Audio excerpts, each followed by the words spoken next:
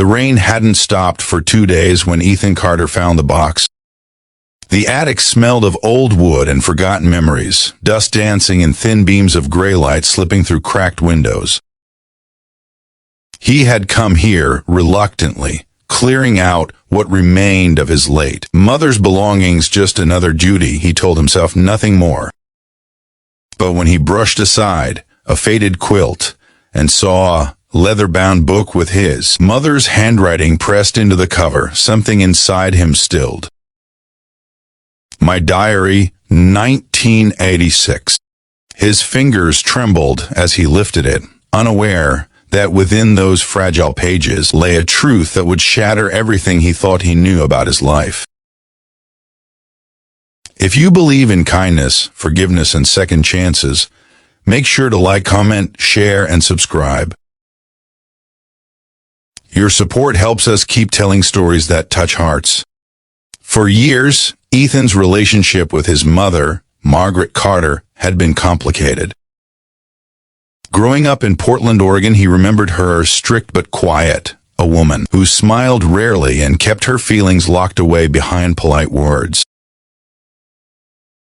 After his father left when Ethan was 9, she worked 2 jobs and kept their lives together with fierce determination. But there had always been something distant about her, as though part of her heart lived somewhere else. When she passed away unexpectedly the previous winter, Ethan felt grief, yes, but not the kind that burned or broke him. It was a muted ache, mixed with guilt that he hadn't tried harder to understand her while she was alive. As he sat on the wooden floor of the attic, the sound of rain ticking against the roof, Ethan opened the diary carefully.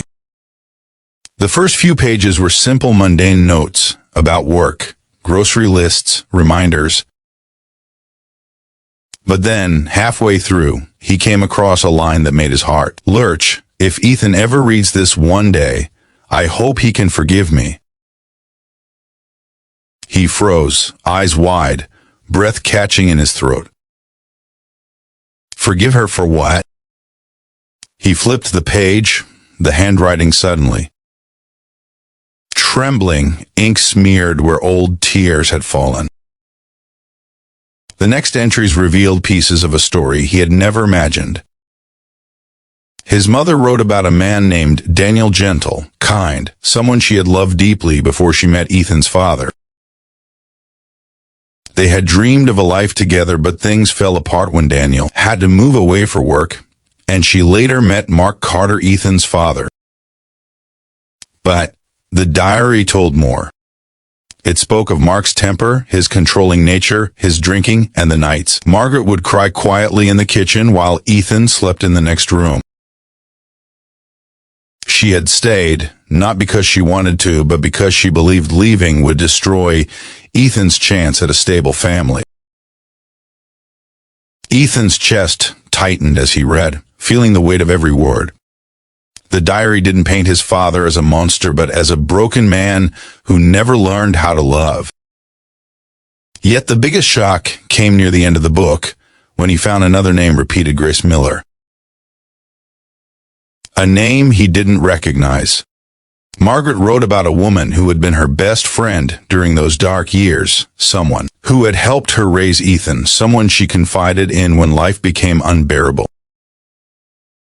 And then came the final truth: Grace wasn't just her friend. She was Daniel's sister. Ethan's hands shook as he read on.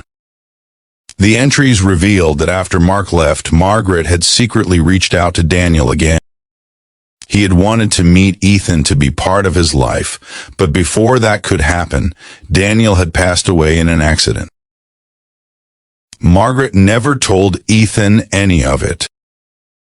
She couldn't bear to shatter the only stability her son had left. And Grace had been the quiet link, the one who watched from afar, keeping Margaret's promise to never interfere.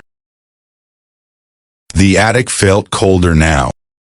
The truth sat heavy in Ethan's heart, crushing and liberating all at once. His whole childhood, every unanswered question, every quiet distance between him and his mother suddenly made sense. She hadn't been cold. She had been carrying grief too heavy to share. He closed the diary, pressed it against his chest, and wept. Not the polite tears of an adult, but the raw, aching sobs of a son who finally understood his mother's silence. He realized that love wasn't always expressed in words or affection. Sometimes, love was sacrifice. Sometimes, love meant staying when you wanted to run. That night, Ethan couldn't sleep. The diary replayed in his mind, each page a window into the woman he'd misjudged for years. The next morning, driven by a strange pull, he searched for Grace Miller. After hours of digging through old records and community listings, found her name attached to a retirement home on the outskirts of town. When he arrived, he found a gentle-looking woman in her 70s, sitting near the window, knitting quietly.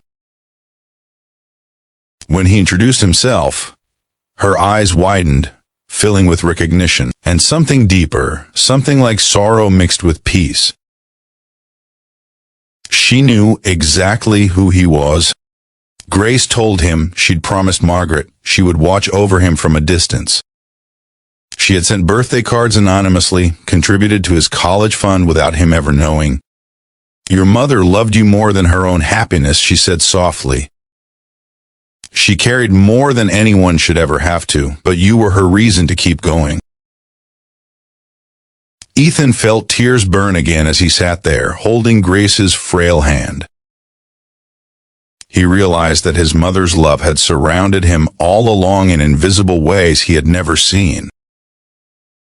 Every small act, every long shift she worked, every silent sacrifice, it was all love. He left the retirement home that day with a new understanding, the kind that transforms guilt into gratitude. In the weeks that followed, Ethan began to change. He went back to his childhood home and restored it piece by piece, not as a shrine of regret, but as a tribute to the woman who gave him everything. He framed one of her old photographs, a candid one of her smiling at the beach, hair tangled by the wind, and placed it on his desk. He started writing. Too, inspired by the diary. But instead of pain, his words carried healing. He wrote about love, forgiveness, and how sometimes understanding comes too late, but it's never truly lost. Months later, Ethan decided to publish parts of his mother's story in a local magazine under the title "The Quiet Strength of My Mother." The response was overwhelming. People wrote to him, saying her story helped them forgive their parents, reconnect with lost loved ones, and understand that silence doesn't always mean indifference. It often hides the deepest form of love. When he stood at the beach one quiet morning, diary in hand, watching the gentle waves roll in, Ethan whispered, "I see you now, Mom." The sun broke through the clouds just then, soft and clean, lighting the pages in his hands. It wasn't golden or dramatic, just bright and real, like the truth itself. If this story touched your heart, please like, comment, share, and subscribe. Your support helps us continue bringing real, emotional stories to life. Special request, comment below what lesson you took from Ethan's journey. Was it forgiveness, love, or understanding? We'd love to read your thoughts. As Ethan walked back from the shoreline, he felt lighter than he had in years. The diary that once broke him had become his greatest gift. It hadn't just changed how he saw his mother, it changed how he saw life. Love, he realized, isn't always spoken, but it's always there, waiting to be understood.